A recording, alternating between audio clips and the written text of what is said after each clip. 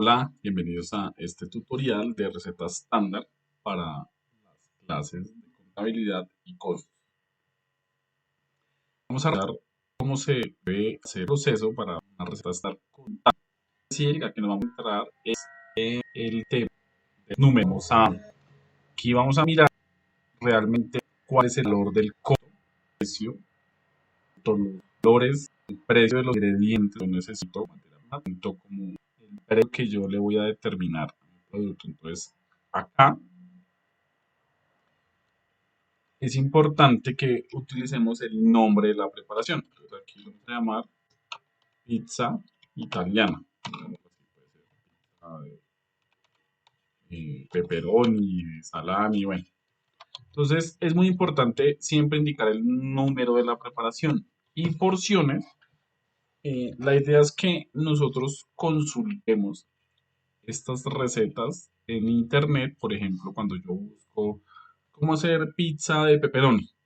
Entonces me dice, vea, estos son los ingredientes para 8 personas, para 12 personas. Acá yo voy a tener preparaciones donde siempre la porción va a ser uno. Por ejemplo, en coctelería las porciones es uno. A excepción de algunos cócteles, como por ejemplo la sangría, que cuando se prepara para 4, para 6, para 8 personas. Digamos que dependiendo también de las cantidades. Pero, por ejemplo, hay preparaciones como las tortas que yo utilizo para 18 personas o para 12 personas. Cuando yo hago una sopa, pues lo mismo, es para 12 personas, dependiendo, digamos, también de las cantidades. Hay otras preparaciones que son para uno. Como les mencionaba, un ejemplo son los cócteles, por ejemplo, las carnes. Entonces, cuando yo voy a hacer pescados, carnes, entonces yo utilizo para uno. Pero diferente si yo, por ejemplo, voy a hacer una paella. Yo no hago una paella para una sola persona, yo hago una paella para 10 personas, para 10 porciones. Entonces es muy importante ese número de porciones.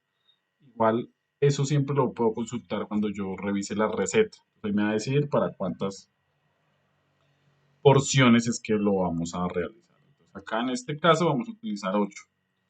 Fecha, entonces vamos a poner como ejemplo fecha del 1 de agosto. Esto es muy importante, la fecha, ponerla de la receta, porque, por ejemplo, hay países o hay momentos donde los ingredientes varían mucho. Entonces no es lo mismo la receta que yo utilicé el mes pasado que la que utilicé ahorita. ¿Por qué? Porque estos valores me pueden cambiar, sobre todo en productos perecederos que tienen una fluctuación o en algunas economías que varía constantemente el precio de los productos. Entonces, por eso siempre es muy importante establecer la fecha de la receta.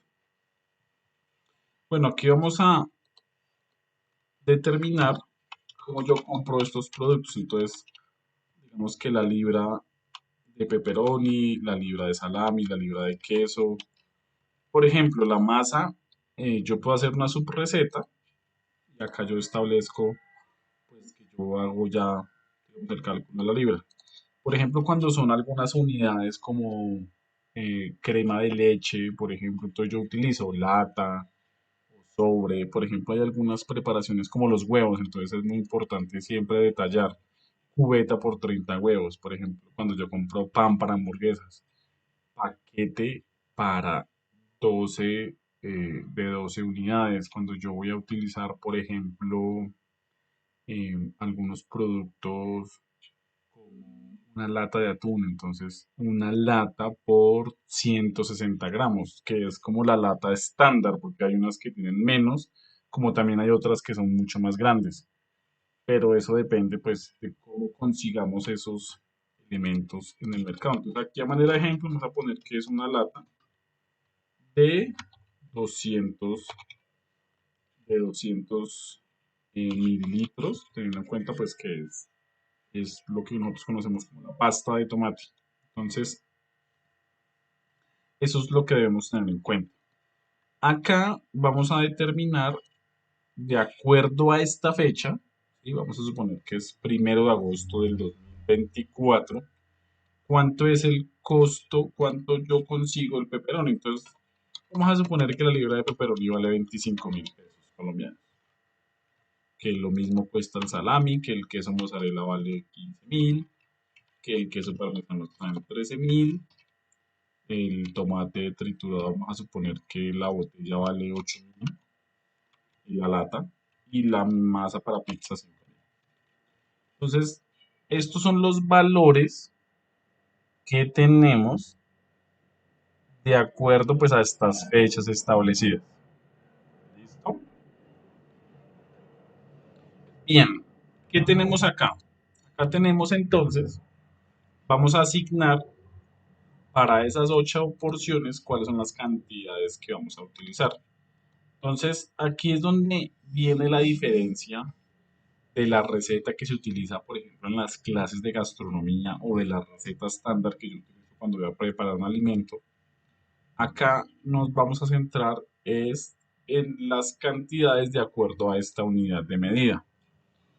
Me explico. En los formatos de receta estándar es muy común encontrar, por ejemplo, eh, sal, albahaca, pimienta, y uno mira la receta y dice cantidad al gusto, sal una pizca, y agregue una rama de orégano, por ejemplo. Entonces, digamos que esos ingredientes que no son cuantificables no los vamos a poner. ¿Por qué? Porque lo que necesitamos acá es determinar un precio. Digamos que la finalidad no es que nosotros preparemos la pizza. Cuando voy a hacer la preparación, sí necesito la receta con todos los ingredientes, pero acá nos vamos a centrar es en los que necesitamos cuantificar para poder determinar el costo y el precio. Entonces, acá, ¿qué tenemos? Entonces, una libra, se supone que una libra son 500 gramos. Se supone, porque en realidad digamos que eh, por lo general uno consigue los paquetes por 500 gramos y le llamamos libras, pero realmente la unidad de la libra es diferente. Pero para no complicarnos, vamos a decir que son 500 gramos. Si yo, por ejemplo, estuviera utilizando un kilo, pues entonces pongo 1.000 kilogramos y son 1.000 gramos. Bueno, entonces acá tenemos 500, que es la unidad. Vamos a revisar cuáles son los ingredientes que yo tengo acá que vamos a utilizar. Entonces, nos vamos a centrar en estos. Entonces, yo necesito 100 gramos de pepperoni. Entonces, 100 gramos. Entonces, 100 gramos equivale al 20%. Entonces, yo divido 100 en la cantidad y eso me da el 0.2. Entonces, esa es la cantidad que vamos a utilizar, 0.2. Necesito 100 gramos de salami, entonces 0.2. Entonces, los gramos que yo necesito y los divido en la cantidad que tengo acá, en la cantidad que tiene esta unidad, para yo poder fijar la cantidad que necesito en esta preparación. Queso mozzarella, entonces vamos a utilizar 200 gramos. Entonces sería 0.4. Si yo tomo 200 y lo divido en 500, me da 0.4. Queso parmesano, 100 gramos, entonces ya sabemos que 100 equivale a 0.2. Vamos a determinar que de la lata de 200 vamos a utilizar la mitad, entonces sería 0.5. Y la mesa para pizza, entonces vamos a decir que son 150 gramos, que sería 0.3. ¿Listo? Digamos que esto es la diferencia de cuando utilizamos la receta contable a cuando hacemos la receta tradicional para realizar la preparación. Digamos que estas son como las diferencias para todo lo que tiene que ver con calcular un estado de costos y demás. Entonces, ¿qué hacemos ahora? Vamos a fijar el valor total, entonces sería el valor unitario por la cantidad. Eso quiere decir que si vale 25.000, como yo solamente necesito 100 gramos, esos 100 gramos equivalen a 5.000. Entonces lo que hacemos es multiplicar el valor unitario en la cantidad. Una vez determinemos el primero, entonces lo vamos a arrastrar. Esa es la ventaja de hacerlo de este modo. Cuando yo ya tengo estos valores establecidos, aquí simplemente arrastro la fórmula y ya tengo esos elementos cuantificados de cuál sería el valor total que vamos a utilizar de ese ingrediente. costo total de la materia prima. Entonces lo que vamos a hacer es sumar todos los valores de acá. Y eso nos da 24.000. El margen de error normalmente varía. Acá en este ejemplo vamos a utilizar el 10%. Yo lo multiplico por 0.1 o es lo mismo que multiplicarlo por el 10%. Lo que pasa es que me gusta utilizar más los decimales, pero es lo mismo. Si yo utilizo porcentajes o decimales, no me tiene por qué variar. Entonces es el 10% del costo total de la materia prima. El costo total de la preparación, entonces es la suma del costo total de la materia prima más el margen de error. Hacemos la sumatoria de estos dos valores. El costo por porción es igual al costo total de la preparación dividido en el número de porciones. Entonces, aquí tenemos 8. Si tuviéramos 1 o 12, por eso es importante siempre poner la fecha, el número de porciones, pues, porque eso va a depender cuál es el costo por porción. ¿Listo? Entonces acá tenemos el costo del porcentaje del costo de la materia prima. Entonces yo tengo acá un costo, ¿cierto?